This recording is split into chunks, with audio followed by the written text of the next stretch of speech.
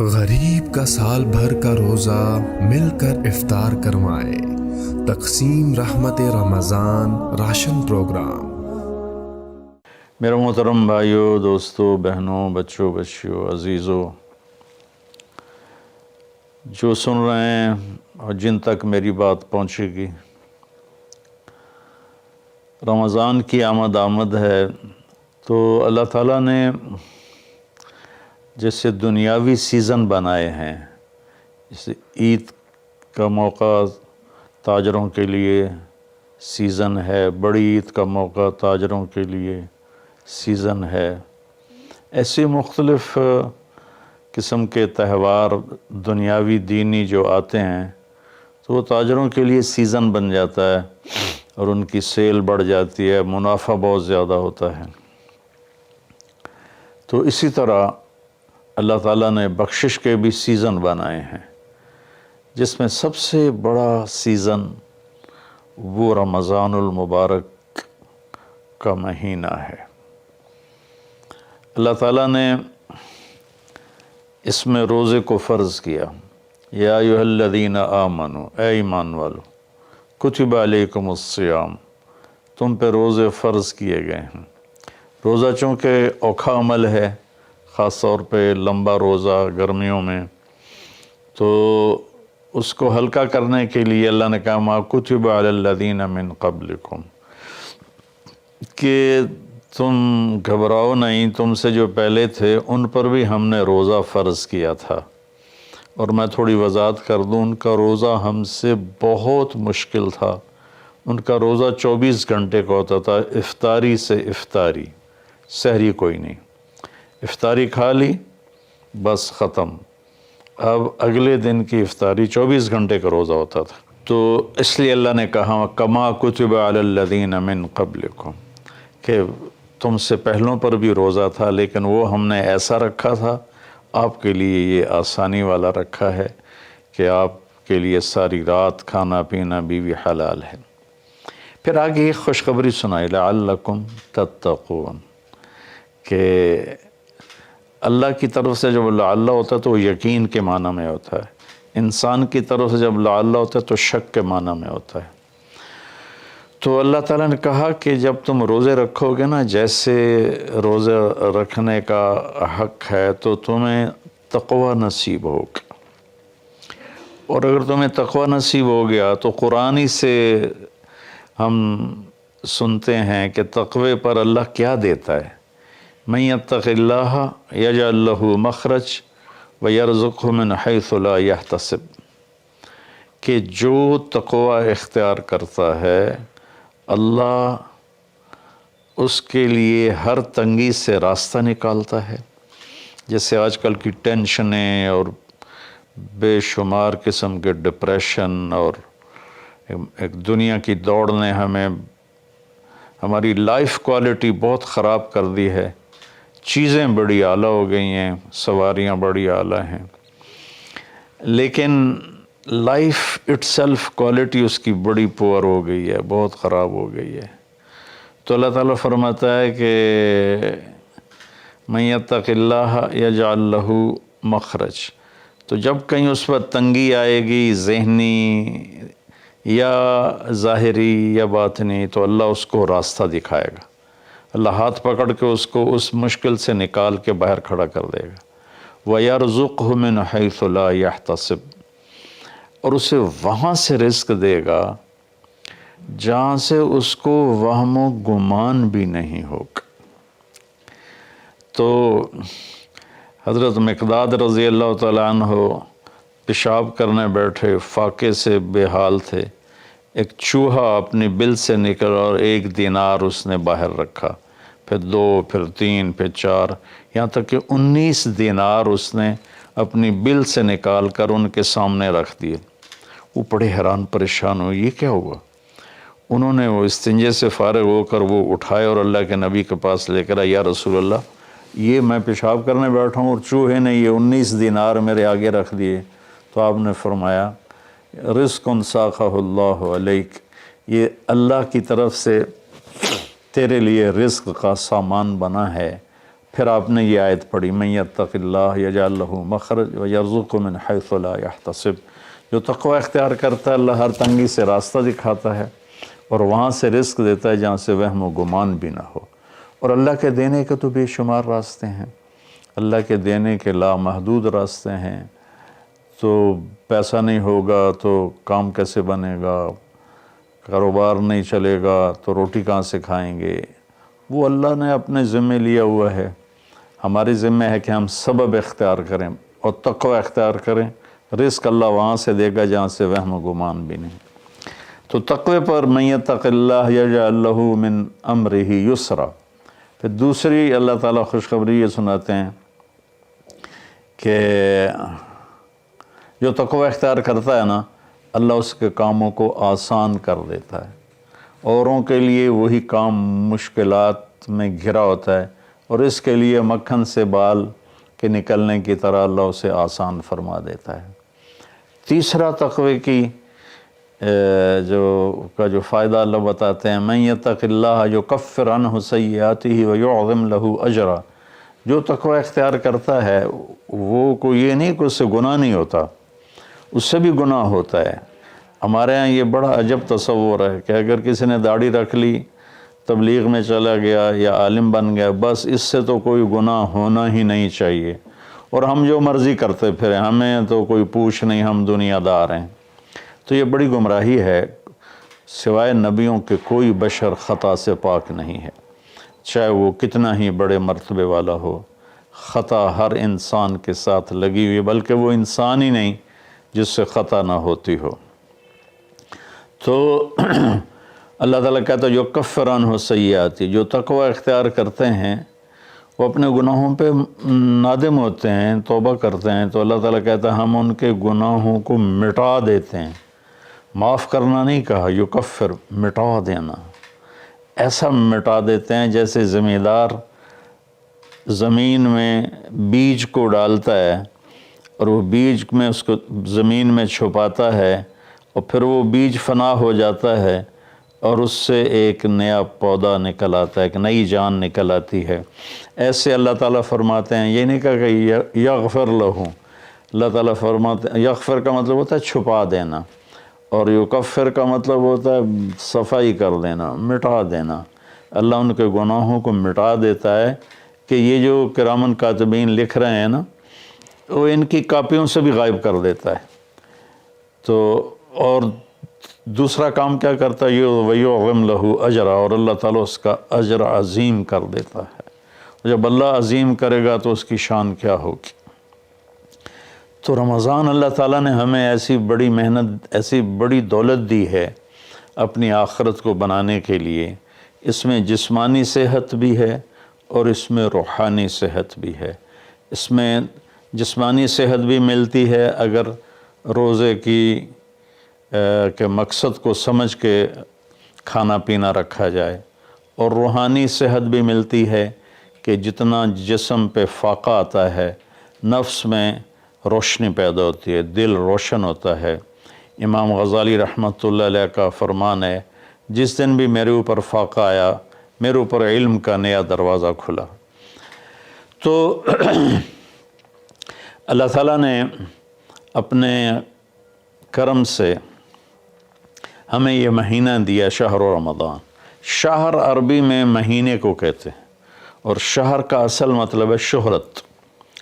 تو مہینے کو شہر مشہور اس لیے کہتے ہیں کہ ہر مہینہ اپنے آپ ہی اپنی شہرت بناتا ہے۔ بھئی ابھی رمضان آ رہا ہے، بھئی اب شوال آ گیا ہے، یا جنوری آ گیا ہے، فروری آ گیا ہے، اور اس کے ساتھ ہمارے بے شمار دنیاوی کام لگے ہوتے ہیں۔ بھئی جنوری میں یہ میٹنگ ہے، فروری میں یہ میٹنگ ہے، مارچ میں وہاں جانا ہے، اپریل میں ادھر آنا ہے۔ تو ہماری بہت ساری باؤنڈنگ ہوتی ہے مہینوں کے ٹائمنگ کے ساتھ، اس لیے یہ مشہور ہوتے ہیں۔ تو اس شہرت کی وجہ سے مہینے کو عربی میں شہر کہتے ہیں، مشہور شے۔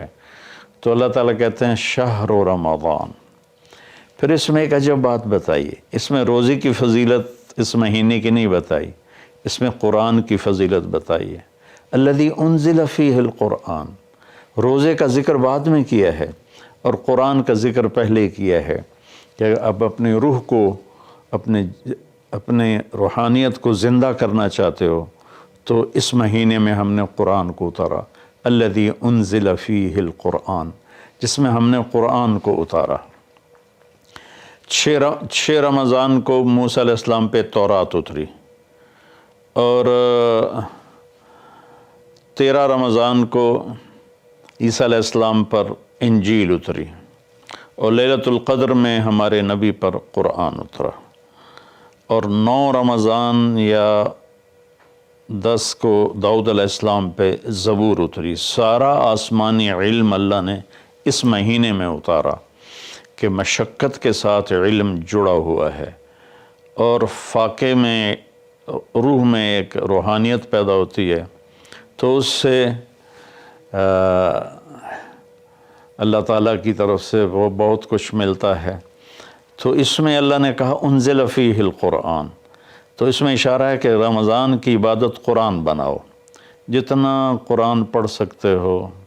ہمارے ایک ساتھی ہیں مولوی ثناء اللہ، وہ سارا سال ہی 3 دن میں قرآن ختم کرتے ہیں، اور کبھی کبھی ایک ہی دن میں سارا پڑھ لیتے ہیں، اور کبھی 2 دن میں پڑھتے ہیں، لیکن ان کا عام معمول ہے 3 دن میں قرآن ختم کرتے ہیں، سارا دن قرآن پڑھتے رہتے ہیں۔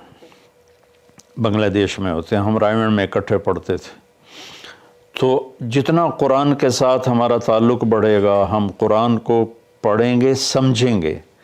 ہم نے صرف قرآن کو ختم کے لیے رکھا ہے، جی مولوی صاحب آ جاؤ ختم پڑھ دو، انہوں نے چند آیات رٹائی ہوئی ہیں، وہ آیات پڑھ دیتے ہیں، ختم ہے۔ کہیں اور سے پڑھیں تو کہ تسی تو جی ختم ہی نہیں پڑھیا، او بھائی قرآن پڑھ کے سنا دیتا ہے، اور کی کرا؟ نہیں تسی ختم نہیں پڑھیا، کیونکہ وہ آیات نہیں پڑھی جو ہمارے ان ان پڑھ مولویوں نے، مولوی تو ہوتے نہیں، وہ بس حافظ ہوتے ہیں اور وہ دیہاتوں میں امام بن جاتے ہیں۔ تو انہوں نے وہ جو ایک رسم بنا دی ہے، تو قرآن رہ گیا ختم دلانے کے لیے، قرآن رہ گیا فال نکالنے کے لیے، اور قرآن رہ گیا ہے مردوں پر پڑھنے کے لیے۔ بچے جو لوگ مالدار ہیں وہ، اور تھوڑے دین کا بھی شوق ہے، وہ مدرسے کے بچوں کو ہائر کرتے ہیں اور باپ کی قبر پہ بٹھا دیتے ہیں، وہ قرآن پڑھتے رہتے ہیں، پتہ نہیں وہ پڑھتے بھی ہیں کہ نہیں پڑھتے۔ تو قرآن پڑھیں، قرآن کو سمجھیں، روزانہ 1 صفحہ ترجمے کا پڑھ لیں، اور پورے قرآن کو اس طرح پڑھیں، آپ پر حقیقت کھل جائے گی کہ اللہ کیا کہہ رہا ہے، اور ممبر سے ہمارے خطیب حضرات کیا کہہ رہے ہیں، اللہ کس چیز کی دعوت دے رہا ہے، ہمارے خطیب کس چیز کی دعوت دے رہے ہیں، آپ پہ قرآن کھل جائے گی۔ آپ حدیث پاک کو پڑھیں، نبی پاک کی سیرت کو پڑھیں، خاص طور پہ حدیث سے براہ راست استفادہ بھی بڑے اعلیٰ چیز ہے، لیکن جتنا سیرت سے میں اپنے ذاتی طور پر کہتا ہوں، جتنا میں نے سیرت سے سیکھا وہ کسی اور چیز سے نہیں سیکھا قرآن کے بعد۔ تو نبی پاک کی سیرت کو پڑھیں، قرآن کو پڑھیں، اپنے دنیاوی کام مختصر کر دیں، اپنے ملازموں کی ڈیوٹیاں بھی مختصر کر دیں، آپ کو اس کا اجر ملے گا، ان کے روزے رکھنے کا اجر ملے گا، اور ان کی تنخواہ بڑھا دیں، ان کی ڈبل تنخواہ کر دیں اس مہینے میں، تاکہ وہ کھلے ہو کر روزے رکھ سکیں، بچوں کو روزے رکھوا سکیں۔ ہم تو ایک افطاری پہ ہزاروں روپے اڑا دیں، اور ان کی پورے مہینے کی تنخواہ چند ہزار ہو تو وہ کھل کے روزہ تو نہیں رکھ سکے گا۔ تو انزل فیہ القرآن، پھر آگے اللہ نے کہا ھدی للناس، سبحان اللہ، یہ پوری دنیا کے انسانوں کے لیے ہدایت ہے۔ زمین پہ جو راستے ہیں نا، ان کے نشان ہوتے ہیں، ہم ان کو فالو کرتے ہوئے، جیسے آج میں اپنے گاؤں سے چلا تو سڑک کو فالو کرتے ہوئے میں فیصل آباد پہنچ گیا، اب اسی کو فالو کرتے ہوئے پھر گاؤں پہنچ جاؤں گا۔ ساری دنیا میں سفر کے جو ہمارے دنیا کے سفر ہیں اس کی نشانیاں مقرر ہیں، ہمیں ڈھونڈنا نہیں پڑتا اور چلتے رہتے۔ لیکن جو ہماری آخرت کا سفر ہے اس کی نشانیاں ڈھونڈنی پڑتی ہیں، وہ امتحان ہے، اس کو اللہ تعالیٰ نے اپنے پاس ہی رکھا ہے۔ اور قرآن میں چھپا دیا ہے کہ اب قرآن پڑھو۔ ہدن، قرآن عربوں پہ اترا تھا، تو ہدا کسے کہتے ہیں؟ اچھا، سمندر میں کوئی نشانی کوئی نہیں، اب تو کمپیوٹر آ گئے، تو اس وقت وہ رات کو ستاروں کو دیکھتے تھے اور دن میں سورج کی حرکت کو دیکھتے تھے کدھر جا رہا ہے، تو اس سے وہ راستوں کو متعین کرتے تھے بیچ سمندر۔ اور جب وہ قریب کسی منزل کے قریب پہنچتے تھے تو وہاں پانی کے اندر سے پہاڑ کی چوٹی نکلی ہوتی تھی، اور اس کا پتھر کچھ ایسا ہوتا تھا کہ وہ دھوپ میں چمکتا تھا اور رات کو چاند کی چاندنی میں چمکتا تھا۔ اس پتھر کو عرب ہدا کہتے تھے، ہدا، سبحان اللہ۔ تو یہاں تشبیہ کیا ہے کہ ان زندگی کا سمندر ہے، زندگی ایک سمندر ہے جس میں آخرت کا راستہ ڈھونڈنا ہے، اور ہر انسان ایک کشتی ہے۔ اس کشتی کو اس نشان تک پہنچنا ہے جہاں سے راستہ ملتا ہے، جس کو ہدا کہتے ہیں۔ تو انسانی زندگی کے سمندر میں انسانوں کی چلتی ہوئی کشتیاں، وہ جب اس پہاڑی نشان کو ڈھونڈ لیتی ہیں تو انہیں پھر ساحل پہ پہنچنا آسان ہو جاتا ہے۔ اگر اللہ نہ کرے کوئی اس نشانی کو کھو دے، پھر وہ بھٹکتا رہتا ہے، قدرت اسے کنارے لگا دے تو لگا دے، ورنہ وہ بھٹکتا ہی رہتا ہے۔ تو یہ ہدی للناس ہے قرآن، کہ یہ وہ روشن وہ پہاڑ کی چوٹی ہے جس سے تمہیں راستہ ملے گا۔ اب اس کو تھوڑا پیچھے سے ہم لیں، سورۃ فاتحہ سے ہم نے اللہ سے کہا اہدنا الصراط المستقیم، یا اللہ ہمیں ہدایت عطا فرما سیدھے راستے کی، یعنی وہ چٹان عطا فرما، اس چٹان تک پہنچا جو ہمیں سیدھے راستے تک پہنچائے، جس پر تیرے نیک لوگ چلے، جن پر تیرا انعام ہوا، اور ان لوگوں کے راستے سے بچا جن پر تیرا غضب ہوا اور ناراضگی ہوئی۔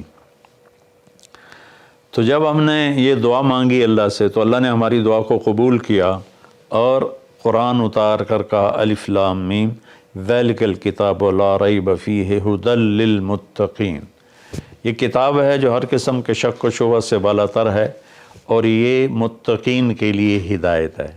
یہاں کا ھدی للناس ساری دنیا کے انسانوں کے لیے ہدایت ہے، یعنی اگر ڈھونڈنا چاہو اس چٹان کو جو تمہیں منزل تک پہنچائے، اس خوبصورت چیز کو جو تمہیں اللہ تک پہنچائے، تو وہ قرآن ہے، ذالک الکتاب لا ریب فیہ۔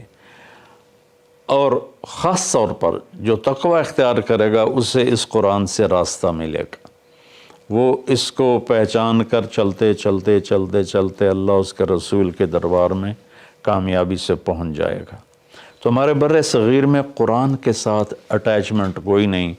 یہ مختلف بزرگوں کی کتابیں لکھی پڑھی ہیں، ان کی سیرت، لکھنے والا کون ہے، اس میں جو واقعہ ہے وہ کہاں سے نقل کیا ہے، اس کی کوئی سند نہیں۔ ایک بزرگ تھے، وہ 25 سال جنگلوں میں خاک چھانتے رہے، سرے سے شریعت نبوی کے خلاف واقعہ ہے کہ میرے نبی نے رہبانیت نہیں سکھائی، اور ان کی شان بیان کرنے میں یہ واقعہ میں نے بھی پڑھا کہ 25 سال جنگلوں کی خاک چھانی، شہر میں ہی نہیں گئے، تو یہ تو عیسائی راہبوں سے بھی بڑھ گئے۔ لا رہبانیت فی الاسلام، اسلام میں کوئی رہبانیت نہیں۔ تو ان قصوں کی نہ کوئی سند ہے، نہ کوئی دلیل ہے، نہ مصنف کی حیثیت کا پتہ ہے، تو ہم قصے کہانیوں میں گم ہیں، اور بس قرآن پاک کے ساتھ بے وفا ہیں۔ قرآن سے وفا نہیں کی، قرآن کو سیکھا نہیں، قرآن کو پڑھا نہیں، قرآن کو سمجھا نہیں۔ اب تو اردو مفتی تقی صاحب دامت برکاتہم کا ترجمہ ایسا عالی شان ہے کہ جو تھوڑا سا بھی اردو جانتا ہے وہ اس سے پورا نفع اٹھا سکتا ہے۔ تو ھدی للناس وبینات من الہدی والفرقان، یہ پہلے ہدا پھر ہدا تاکید کے لیے کہ یہ پوری دنیا کے انسانوں کے لیے ہدایت کا پیغام ہے. اگر تم اپنے ذہن کو صاف کر کے اسے پڑھو گے تو بینات من الہدا، تو یہ ہدایت کی خوبصورت نشانیاں ہیں اور حق و باطل میں فرق کر کے دکھا دے گا قرآن. کہ اس لیے قرآن کا نام فرقان بھی ہے کہ یہ حق کو الگ کر دیتا ہے، باطل کو الگ کر دیتا ہے.